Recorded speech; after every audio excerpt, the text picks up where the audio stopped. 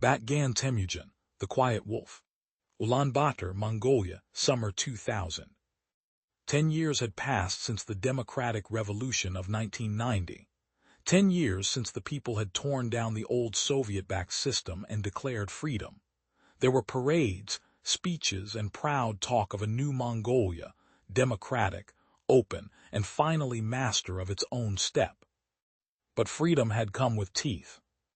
The economy was still fragile, poverty lingered in the Jur districts, and across the southern border, China watched with patient, hungry eyes. Chinese companies and syndicates had poured in during the chaotic 1990s, offering loans, construction contracts, and partnerships. Many Mongolians welcomed the money. Few understood the true price. Gan Temujin, now 29 years old, had left the police force years earlier. He worked as a private investigator out of a small office near Sukhbaatar Square, taking cases that the corrupt or overwhelmed state police ignored.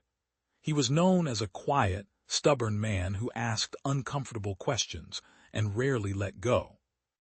One humid July evening, a desperate mother from the Jur district came to him. "My daughter, Sarul, she went to work in a new entertainment club near the railway station. Chinese owners. She hasn't come home in 3 weeks." Bat took the case. The syndicate. What started as a missing persons investigation quickly became something much darker. Bat began with the club, a flashy new establishment called Golden Dragon Entertainment. On the surface, it was a gambling hall and nightclub catering to Chinese businessmen and wealthy locals. Underneath, it was something far worse. He spent nights watching from shadows.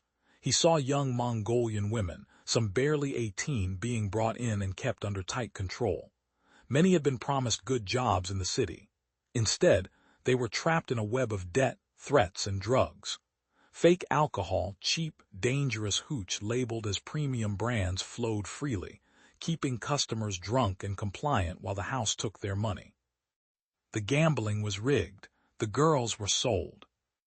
Bat dug deeper and discovered the operation was run by a Chinese syndicate with ties to officials in Inner Mongolia and Beijing.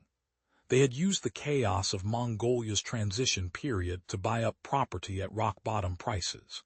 Several new apartment buildings they had helped construct had already collapsed in 1998 and 1999, killing dozens, yet no one was held accountable. The same syndicate had quietly purchased prime land near the Russian and Chinese borders through shell companies and corrupt Mongolian middlemen. It was systematic robbery disguised as investment. The line. Bat had seen corruption before. He had watched politicians steal coal and foreign companies strip the land. He understood that gambling and bad alcohol destroyed lives slowly. But the trafficking of women was different. One night he followed a van from the Golden Dragon to an unmarked warehouse near the airport. Inside, he saw Sarul and 7 other young women being prepared for transport south across the border. The Chinese handlers spoke openly about fresh product for clubs in Hahot and Beijing. That was the moment Gan Temujin drew his line. He had once been a young officer silencing voices that spoke of freedom. Now, as a free man in a free Mongolia, he would not allow his country's daughters to be sold like livestock by foreign predators. The Quiet War. Over the next 6 weeks, Bat worked with cold, patient fury. He gathered evidence meticulously, photographs, recordings, bank transfers, and testimonies from terrified girls who had managed to escape. He identified the key players, a Chinese businessman named Zhang Wei, who posed as a legitimate investor, and his local Mongolian partners, 2 former government officials who had grown rich during the privatization rush of the 1990s. Bat fed information to a few honest officers he still trusted in the police. When they were too afraid to act, he took matters further. One by one, the worst offenders began to disappear or face sudden, devastating consequences. Zhang Wei was found in his luxury apartment with clear evidence of his crimes spread across his desk, along with a simple note in Mongolian: "Mongolia is not your market." The Mongolian collaborators were arrested after Bat anonymously delivered comprehensive files to the prosecutor's office. Two of them chose to flee the country. They did not get far. The syndicate's operations in Ulaanbaatar were crippled. Several safe houses were raided. The flow of trafficked women slowed dramatically for nearly 2 years.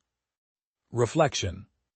Late one autumn night, Gan Temujin stood on a hill overlooking the city, smoking a cigarette as the lights of Ulaanbaatar flickered below.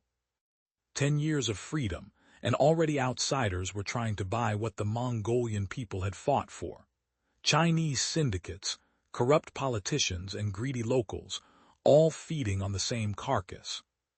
He thought of the young women he had helped return home. He thought of the collapsed buildings and stolen land. He thought of how easily freedom could be hollow if good men did nothing. Bat crushed out his cigarette.